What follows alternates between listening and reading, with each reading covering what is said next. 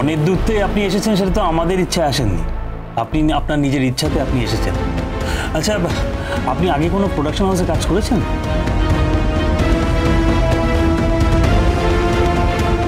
Very good. Without any experience, without any degree, আপনি expect করলেন কিভাবে যে এই চাকরিটা আপনি পেয়ে যাবেন? শুনুন, আমাদের এখানে অন্য একটা কাজের লোক লাগবে। মানে আমাদের এখানে গুরুজি আসবেন, উনি কিছু গ্রুমারদের নিয়ে গ্রুমিং করাবেন। তা ওনার টেক কেয়ার করার জন্য আমাদের একটা লোক প্রয়োজন। এই ধরুন, ওনাকে চাটা করে দেয়া, ওনার ঘর গুছিয়ে ঠিকভাবে রাখা আর কি, ওনার ঘরটা মুছে দেয়া, এইগুলো। মোট কথা এই ব্যাপারটা খুব শিগগির করতে হবে। তা আপনার এই কাজটা করতে সম্মানে লাগবে না তো? না না ম্যাম, সম্মান অসম্মানের কি আছে? কাজ তো কাজই হয়, কোনো কাজ ছোট হয়? আমি করে নেব, কোনো সমস্যা হবে না আমার। আপনারা যদি আমাকে একটা সুযোগ দেন তাহলে আমি ঠিক কাজটা করে নেব।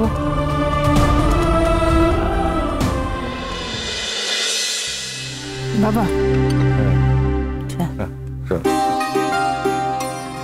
ঠিক আছে, মা আপনার চা। আচ্ছা, হ্যাঁ বাবা, মা বলো, ডেকেছিলে কেন? হ্যাঁ তোমাকে ডেকেছি। এখন তো গরিমার অপারেশন হয়ে গেছে, গরিমা এখন ভালো আছে, এখন আমরা অনেকটা নিশ্চিন্ত। হ্যাঁ জানি মা, গরিমা এখন ভালো আছে। আর যে মেয়েটা এতদিন আমাদের বাড়িতে থাকলো, সে যে অভিমান করে বাড়ি ছেড়ে চলে গেল, সে কোথায় আছে, কেমন আছে, তার কোনো খবর আমরা পাচ্ছি না। সত্যি আমরা খুব ভালো আছি মা। তুমি কি বলতে চাও? আমি একটা অন্য কারণে তোমাকে ডেকেছি। তার আগে আমি একটা কথা বলি মা, দেখো রোশনাই তো কারোর মেয়ে। আজকে মনে করো তো ও যদি এই বাড়ির মেয়ে হতো, তোমার আত্মীয় হতো, তুমি ভালো থাকতে পারতে মা, তোমরা ভালো থাকতে পারতে। যেহেতু রোশনাইয়ের আপনজন কেউ নেই, তাই ওর জন্য কারোর কোনো চিন্তা নেই। অথচ আমরা সবাই ছোট থেকে কি দেখেছি মা, এই বাড়িতে দিনের পর দিন কত অতিথি, কত মানুষজন, কত আশ্রিত এসে থেকেছে। তুমি তাদের 10 হাতে সাহায্য করেছো, খেতে দিয়েছো, বাস করতে দিয়েছো এই বাড়িতে। এই দেখেই তো আমরা বড় হয়েছি মা। আর আজকে সেই তোমার সংসারী, তোমার বাড়িতেই একটা মেয়েকে বিনা দোষে অপরাধী ঠাওরানো হলো। তারপর সে যখন হাজার চেষ্টা করে সে যে নির্দোষ তা প্রমাণ করলো, তারপরও কেউ তাকে বিশ্বাস করলো না মা। এই বাড়ি ছেড়ে তাকে চলে যেতে হলো। এরপরে আরজি ভালো থাকুক মা, আমি তো ভালো নেই। শুধু আমি নই মা, এই ঘটনায় আমি, বড়দা, বড় বৌদি কেউ ভালো নেই। এমনকি ওই যে অসহায় মেয়েটা আমাদের মিনিও ভালো নেই। আমরা কেউ ভালো নেই। আমি বেঁচে থাকতে আমার সংসারে একটা এরকম ঘটনা ঘটে গেল। এটা শুধু তোমার দুঃখের ব্যাপার নয় ছোট, আমার পক্ষে ভীষণ লজ্জা। আর আমি তো কিছুতে তোমার মাকে বোঝাতে পারছি না যে ওই মেয়েটা ভালো মেয়ে। দেখো আন্টি, সময় কিন্তু সবকিছু ভুলিয়ে দেয়। হ্যাঁ, আমরা সবাই জানি যে বাচ্চা সারাক্ষণ রোশনাইয়ের পাশে পাশে থাকতো ওকে প্রোটেক্ট করার জন্য, কিন্তু এখন ব্যাপারটা আলাদা। গরিমাকে এই অবস্থায় ছেড়ে বাচ্চা কখনো কোথাও যাবে না। আর ওই মেয়েটা রোশনাই, ও তো নিজের কার্যসিদ্ধির জন্য সবকিছু করতে পারে। আমি জানি না ও কোথায় গেছে, কেন গেছে, কিন্তু আমি এইটুকু জানি যে ওর নিশ্চয়ই অন্য কোথাও কোনো একটা কন্ট্যাক্ট হয়েছে, হয়তো বেটার কন্ট্যাক্ট হয়েছে, তাই চলে গেছে ওখানে। আমি সব জানি জাহ্নবী, এই মেয়েটাকে আমি হাড়ে হাড়ে চিনি।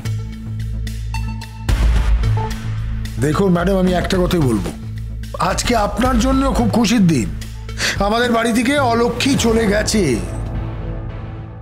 আর আমাদের বাড়িতে লক্ষ্মী এসেছে। আমি শুধু চাই সুখে সংসার করুক গরিমা আর বাদশা, আর কিচ্ছু চাই না।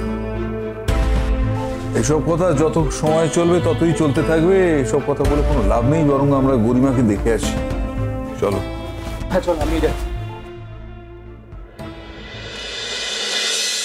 তোমাকে একটা কথা বলবো বলে এখানে ডেকেছি। সে আমি জানি, কিন্তু এই কথাগুলো আমার মনের ভেতর ছিল, তাই তোমাদের বললাম। মানে মনের কথা তোমাদের ছাড়া আর কাকে বলবো বলো?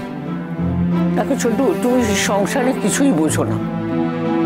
অনেক কিছু আমি বুঝি না মা, এটা ঠিকই বলেছ। বা এটাও বলা ভালো যে আমি অনেক কিছু বুঝতে চাই না মা। তবে মা, কে ভালো আর কে খারাপ সেইটুকু বোঝার মতো বুদ্ধি আমার আছে। মানে তোমরাই আমাকে সেইভাবে তৈরি করেছো যাতে আমি ভালো আর মন্দটা চিনতে পারি। একটা কথা বলবো ছোট, মেয়েটা যতদিন এই বাড়িতে ছিল অসম্মানের সঙ্গে ছিল। এই বাড়ি থেকে বেরিয়ে গেছে, খুব ভালো হয়েছে। যেখানেই থাক না কেন মাথা উঁচু করে বাঁচবে। শোনো বড় বৌমা, যদি ও মাথা উঁচু করে বাঁচে আমাদের তো কোনো অসুবিধা নেই। আমাদের বাড়িতে ও জন্মায়নি, আমাদের বাড়িতে ও এসে পড়েছে। আর বাচ্চাই তাকে নিয়ে এসেছে, তাকে তো বরাবরের জন্য আনেনি। দেখেছো তো ও এখানে থাকতে গরিমার জীবনটা কিরকম এলোমেলো হয়ে যাচ্ছিল। বাচ্চার সঙ্গে ওর অনেক ঘটনা ঘটেছে যেটা অন্য কোনো মেয়ের পক্ষে মেনে নেওয়া সম্ভব ছিল না। গরিমার মতো ভালো মেয়ে বলেই সেটা মেনে নিয়েছিল। আমাকে ছোট থেকে তুমি একদিন ভালো আর মন্দটা চিনতে শিখিয়েছিলে মা, তফাৎ করতে শিখিয়েছিলে ভালো মন্দে। আর আজকে দেখছি তুমি সেই ভালো মন্দের তফাৎটা বুঝতে পারছো না। যাই হোক, আমি রোশনাইকে ফোন করেছিলাম বেশ কয়েকবার। মেয়েটার ফোনটা বেজে গেল, ধরলো না। স্বাভাবিক, এত অপমান, এত লাঞ্ছনা, এত গঞ্জনার পরে হয়তো এই বাড়ির কারোর সঙ্গে যোগাযোগ রাখতে চায় না।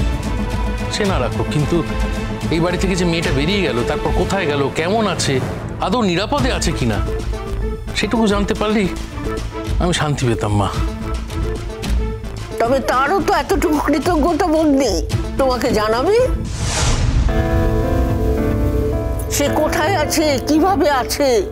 তুমি তো তার জন্য কম করোনি, জানালো তোমাকে? তোমার ফোন ধরলো? ধরলো না তো। শোনো ছোট, এসব মেয়ে বড় বেঈমান হয়, এদের তুমি চিনতে পারবে না। আচ্ছা, গুরুজির কেয়ারটেকার হিসেবে কাজ করতে আপনার কোনো অসুবিধা নেই, তাই তো? না স্যার, কোনো অসুবিধা নেই। হ্যাঁ শুনুন, আপনার লাঞ্চটা মানে দুপুরের খাবারটা এই প্রোডাকশন হাউস থেকেই প্রোভাইড করা হবে। Thank you ma'am. আর আপনার এই কাজের জন্য আমরা আপনাকে 10,000 করে পে করব। বাই দ্য ওয়ে, আপনি থাকবেন কোথায়? ম্যাম, আসলে আমি তো আজই মুম্বাইয়ে এসেছি। কাজ যখন পেয়ে গেছি তখন থাকার জায়গাও ঠিক খুঁজে পেয়ে যাব। দেখুন, মুম্বাইতে বাড়ি খোঁজা আর মরুভূমিতে জল খোঁজা ইটস ভেরি এক্সপেন্সিভ। আমাদের মনে হচ্ছে না এই টাকাতে আপনি ম্যানেজ করতে পারবেন এখানে। স্যার, আমি তো নতুন, এর থেকে বেশি টাকা আমাকে আর কোথায় বা দেবে? আচ্ছা, আপনি একটা কাজ করতে পারেন, আমাদের ওই রিহার্সাল রুম আছে, আপনি ওখানে থাকতে পারেন, তাহলে আপনার সুবিধাও হবে। আর আপনার বাড়ি ভাড়া, যাতায়াত খরচা এগুলোও বেঁচে যাবে। আর কাল প্রথম থেকেই মানে গুরুজি আসা থেকেই আপনি তাহলে টেক কেয়ারটা করতে পারবেন গুরুজির। আর শুধু গুরুজির অবশ্য নয়, মানে অনেক ছেলে মেয়েরাও আছে। আর ছেলে মেয়েরা যদি কিছু খেতে চায় ওদের এনে দিতে হবে। নিচেই দোকান আছে, আপনি ম্যানেজ করতে পারবেন তো? হ্যাঁ, পারবো ম্যাম, কোনো অসুবিধা হবে না। ঠিক আছে, যদি আপনি এই কাজটা করতে রাজি থাকেন তাহলে কাল থেকেই জয়েন করতে হবে। ও, আমি কাল থেকেই জয়েন করে যাব?